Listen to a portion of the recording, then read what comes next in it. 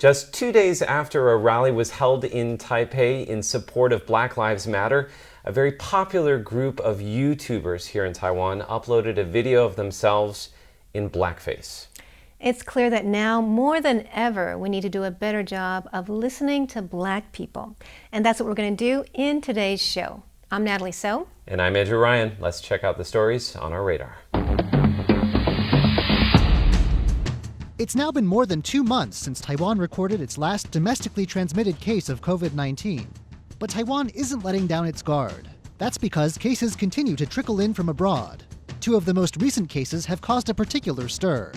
That's because the patients told authorities that they'd worn protective gear on their flight back to Taiwan, a claim that turned out to be a lie.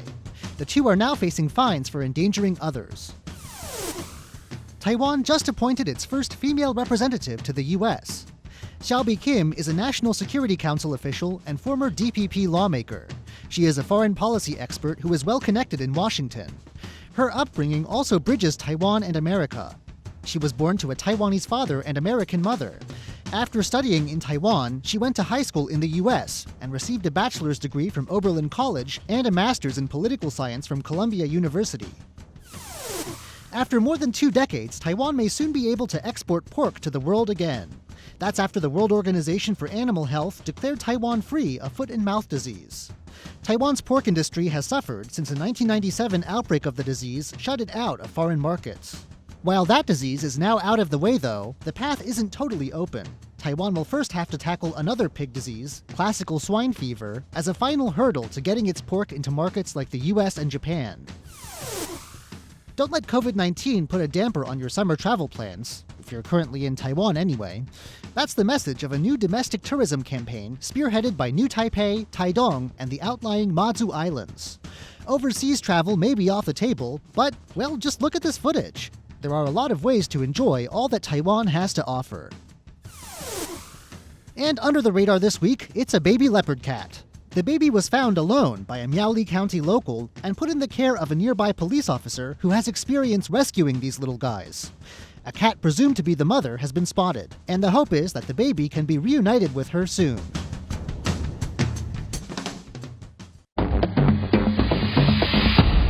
And now it's time for our words of the week. Andrew, ready to guess? Yes, let's see what you have. Vomit. No. Voices. That's right. Yes, so today we're going to listen to the voices of the 2 organizers of the Black Lives Matter rally in Taipei. They're going to tell us what it's like to be Black in Taiwan and in the U.S. Great word. You ready for mine? Yes. All right. Listen. I was thinking that word too. Clearly, we have some common ideas Same about this. wavelength today. Yeah. So I was actually at that solidarity rally in support of Black Lives Matter. And a lot of times our instant reaction as journalists is to speak out, to explain things. But for me, I think it's even more important for us to listen to the people who are affected. That's great. We're going to be doing that today. Let's put these on the shelf. The Mazu pilgrimage is finally underway after being canceled due to the COVID-19 outbreak. The procession of the Goddess of the Sea is one of the top 3 religious festivals in the world. Usually about 1 million people take part in Mazu's birthday celebration and journey, visiting about 100 temples over 300 kilometers. It features free food, ceremonies, and fireworks. One thing you'll often see is people prostrating under her sedan chair to obtain her blessings. But that and many other aspects of the pilgrimage have changed this year due to the pandemic. Let's have a look. The Mazu pilgrimage is a 9-day, 8-night religious procession that takes place every year. An idol of the sea goddess Mazu is transported on a palanquin from Zhenlan Temple in central Taiwan to Fengtian Temple in the south and back again. This year, organizers delayed and then streamlined the pilgrimage in light of the COVID-19 pandemic. One of the silver linings to the downsized festival is that Mazu is getting where she needs to go much faster. The procession arrived at its first stop 3 hours ahead of schedule. This tunnel, which is usually packed to the gills, took just 3 minutes to traverse. During the pilgrimage, people prostrate in front of Mazu's palanquin, receiving her blessings as she passes overhead. Organizers had prohibited that this year, but then they eased the rules to allow people to crawl under it during breaks. A few devout worshippers decided that wasn't enough. They made a break for it, diving under the palanquin before they could be stopped. Despite the organizers' best efforts, prevention practices have slipped.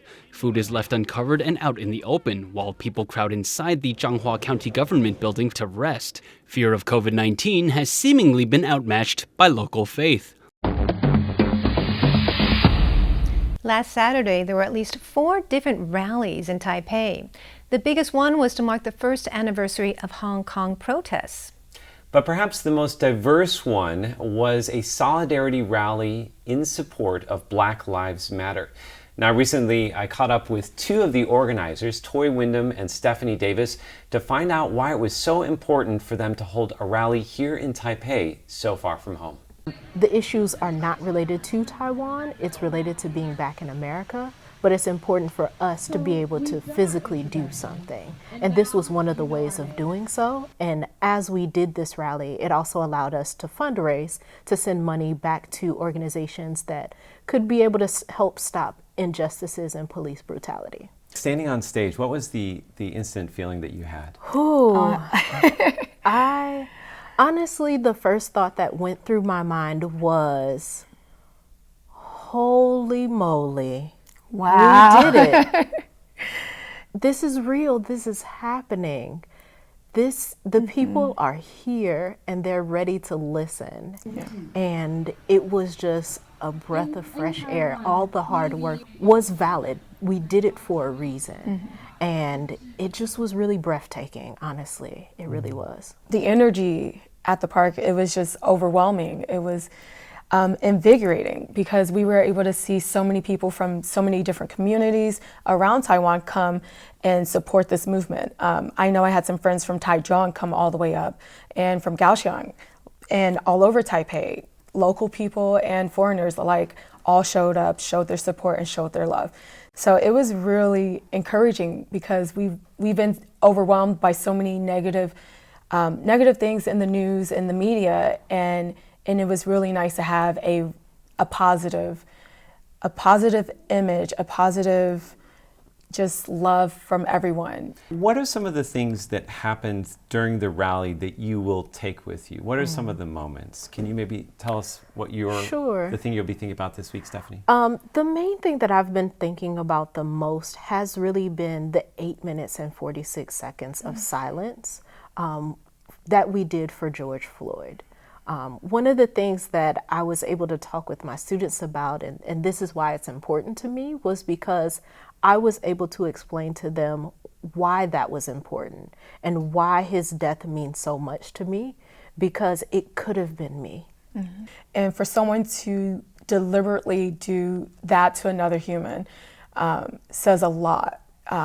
It was just really overwhelming standing there with all the other organizers and just feeling that and just feeling the amount of time that it took, and not at any point during that did that particular police officer or any of the other ones do anything to stop it. I was also curious to know how the experience of being Black is different in the US and in Taiwan. Being Black in America, there are systems in the government and the police force that are in place that directly threatens our lives.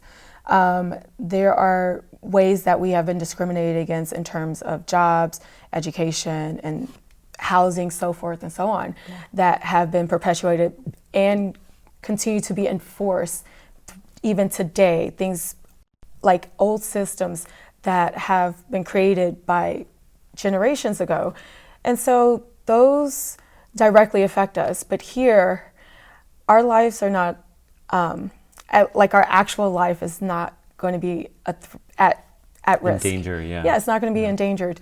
But there are things that we still encounter on a daily basis where people may look at us a certain way or may discriminate us on a lower level, such as microaggressions or people touching my hair, or sometimes how they may point at us. And point at your skin. Yeah, and so it's like little things that really bother us, but it's not going to always, it's not a direct threat. Yeah. Does it feel different? I mean, when people do things like, for example, try to touch your hair, does it feel different in Taiwan than it does in America? Yeah, it is a little bit different, right? Think about it in the sense of, instead of stabbing you with a large knife or cutting off your arm, instead what happens is they just poke at you. And, you know, the first poke is kind of like, ha ha ha ha, I am ticklish, it's okay. But then after a while, and you're just sitting there living your normal life, those pokes get annoying. Yes. And it becomes a really, really big bother. And at one point in time, sometimes you're just like, I don't want to deal with it. Just cut me with something deeper so that we can address so we can it. deal with it, right? Right, so we can address it, go to the hospital, and I get surgery. But these pokes, please stop. Being here in Taiwan, a lot of things that some people may do, it's out of curiosity, which, like Stefanie has said, sometimes we're the only Black person that some people may ever encounter, or the first one that they encounter. And so they may ask questions, which I will happily answer questions about anything in terms of me being a Black person or just a foreigner here in Taiwan. And then other things that happen are out of ignorance. So we have to educate people, locals and foreigners too, to show them like, hey, these things are not okay. And hopefully everyone is receptive. So. Toy and Stefanie say that the rally was just the beginning of the conversation here in Taiwan. If you'd like to learn more, we'll have the links in the show notes below. We'll also have a link to the full interview, including their comments on blackface, Colin Kaepernick, and why it was so important to have Taiwan's indigenous people at the rally. This week on Hashtag Taiwan, I want to talk to you about Taiwan. Let's start off with a quick history lesson. Officially, the country of Taiwan is not known as Taiwan, it's actually the Republic of China. Why? This goes back to the Chinese Civil War, where both Mao Zedong and Chiang Kai-shek fought for sovereignty over China. Mao's forces pushed Chiang Kai-shek to the island of Taiwan. Both sides claim to represent China, which is exactly why you have the Republic of China and the People's Republic of China. That's the very abridged version of that chapter in Chinese history. If you're interested, I urge you to read more. For example, on Wikipedia, where Taiwan's status recently changed from a state to a country. Some have suggested doing away with the name the Republic of China and calling the nation by the name Taiwan. They want the country to forfeit its claim over China and just focus on the sweet potato-shaped island. RTI published a news article this week about how civic groups are calling on lawmakers to emphasize Taiwan on passports and airline names. Back in April, there was an entire movement to change the name of the national air carrier China Airlines to Taiwan Airlines. During the pandemic, Taiwan has donated medical supplies to countries around the world, and people get confused when shipments arrive on planes labeled China. Now, some people have gone so far as to Photoshop what a Taiwan Airlines jet might look like. There was even a crude template of a Taiwan jet circulating online that people could use to color and design their own jet planes with. Transportation Minister Ling Jialong posted these 3 concepts that use the template. My personal favorite is the bubble tea jet that can fire tapioca balls at a rate which I can only assume is 300 units of deliciousness per minute. This is what a Taiwanese passport looks like. Many people are unhappy with the fact that the Republic of China is emphasized over Taiwan. In fact, people have gotten in trouble in the past for putting stickers on their passports to cover the parts that say Republic of China. One local artist reimagined the Taiwanese passport by overhauling it with a design inspired by, what else? Bubble tea. Diplomacy is one area where there is very little wiggle room for your country's name. Your official designation is your official designation. The Ministry of Foreign Affairs in Taiwan refers to the country officially as the Republic of China, Taiwan. Taiwan is in parentheses afterwards as kind of a way to say this China, not that China. Now, as a Taiwanese person myself, I can understand this all seems a little too confusing. The diplomatic and historical intricacies of Taiwan as a country are very complex, to say the least. Even I don't have a full grasp on it yet. Today in 3 picks, I'm going to take you all to the Fulong Sand Sculpture Festival. It happens every year. It's the 13th year in the row. Wow. And did you know that Fulong Beach has 3 kilometers of golden sand? It's the best place in the world. Oh, not in Taiwan. Actually, maybe in the world right now because, we're free from the pandemic. So, right. To make sand sculptures and sand castles. So we're going to see some of those today. Now, the one that has been getting the most attention this year features our beloved health minister, Chen Shizong. Okay, you see his image fighting the coronavirus. Really? Now, my question for you guys is, what did he say when he saw his image sculpted in sand? Oh my goodness, that's a great question. What did he say? What would he say? He would say he's a very self-effacing man, I think. Yeah, he's a very clever guy, very stoic, almost calm. I'm going to say he said, hopefully the waves won't wash me away. That's a good one. That's a good one. I think he would say, do I really look like that? Okay, let's take a look first at the sculpture. Oh, wow. And he said it was very well done, but if they made me look a little younger, it would be even better. That's funny. That does sound like something he'd So say. you see him in the middle, and then, the coronavirus is around him. So and those he's fighting. balls that are surrounding him, those are coronavirus? Yeah. Virus. Yeah. And he's in a boat? No, he was holding Let's up a take a look flag. at the picture. Let's see the picture again. Okay, Oh, so he's got the a viruses flag. that got faces too. They do? Yeah, they got little Those eyes. are coronavirus, and there's other people working with him, of course. So, it's an honor of all the people who have been fighting coronavirus in Taiwan. Wonderful job, whoever did that. That's a Okay. great I see the one. likeness, yeah. Yeah, it looks like him. A little It's older really than good job. the Yeah, real a little guy. older than me. He's more handsome than that. Okay, the second sculpture I wanted to introduce is one I thought was really cute. It has 2 of our indigenous animals surfing. And actually, the theme revolves around tourism. Also, it's the giant in Wonderland. So that's the theme of this year. Mm-hmm. But what are those 2 animals featured surfing in a sand sculpture? One's got to be the Formosan black bear. You're right. Oh, yeah, it's for sure. gotta Right. be the Formosan black bear. I'm going to say the pangolin. Pangolin. Okay, let's take a look. A leopard Leopard cat on the cat. top, and then a Formosan black bear on the He's bottom. got sunglasses. That's Isn't super that so cute. cute? He's got sunglasses. That's I love very it. cute. So cute. Nicely done waves, yeah. Wow. I still want to see a pangolin on a surfboard, though. There are more You can arrange animals. that. There are more animals featured in Oh, excellent. different sculptures. Nice. Okay, now the last picture, we're going to take a look at the winning sculpture from last year. This is actually an international competition, and it's, they have first prize winners. This is the top prize from last year. Let's take a look at the picture. And the theme of last year was In Search of Lost Atlantis. Wow. And what do you think the theme or the name of this particular work was? Okay, so to describe it for our radio listeners, on the left side of his face looks kind of like a pixelated version of Atlantis. On And the right there's a side woman is on the bottom, too. a woman on the bottom, and then on the right-hand side, it looks like it's very lifelike portrayal of it. Yeah, It looks a like king Jason or something. Momoa in Aquaman.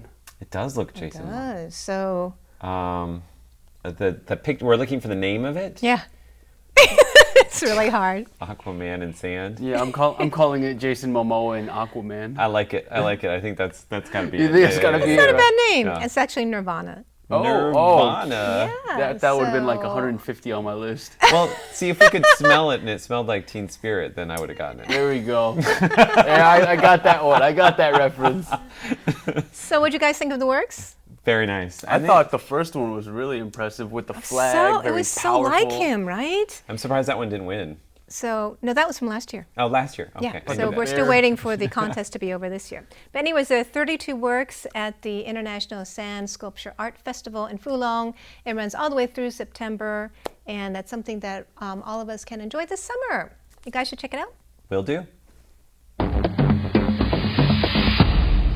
Welcome to this week's news quiz, where I'll be pitting Natalie and Andrew against their knowledge of this week's news. Have you guys been paying attention? Kind of. I got a lot of questions for you today, so Awesome. let's go. 60 seconds on the clock, please. Guys, number 1. What disputed territory caused a stir when Japan tried to change its official Gallitai. designation? Correct. Well, who is slated to run for Kaohsiung mayor for the DPP in the by-election? Sun Chi-mai. Very good. According to media reports, who is speculated to be running for Kaohsiung mayor for the KMT? Ooh, I don't know. I don't know either. Legislator at large Wu Yiting. Parts of Taiwan will be able to see a full solar eclipse on Sunday. Now, how many years later will Taiwan see another similar solar eclipse after that one? 70. 195. Oh my gosh. A Pingtung County hospital official went missing for how many days before being found? 7. 10. Oof. 2 guides found him. How much were they each promised in reward money by the county government? A million? 1 million each. Very good. Earlier this week, plane watchers in Taichung saw what fly for the very first time? Plane watchers. A stealth jet? The indigenous jet trainer Brave Eagle. Oh. Now, last question. The head of state of which Taiwanese ally tested positive for COVID-19? Honduras. Very good. Yeah. All right. How many were you guys keeping track of score? Right. I We got 2 or wasn't. 3 Neither wrong. was I. You About guys maybe Definitely 4 or got at 5 least right. 2 wrong. You guys win it. All right. Like I said, this is the This news time. quiz where points don't matter and the news is current. And that's this week's Taiwan News Quiz. Thanks so much for joining us this week for this inside look at Taiwan. Be sure to connect with us on social media. Yes, leave a comment below. We would love to hear from you. For Taiwan Insider, I am Natalie So. I'm Leslie Liao. And I'm Andrew Ryan. We'll see you next week.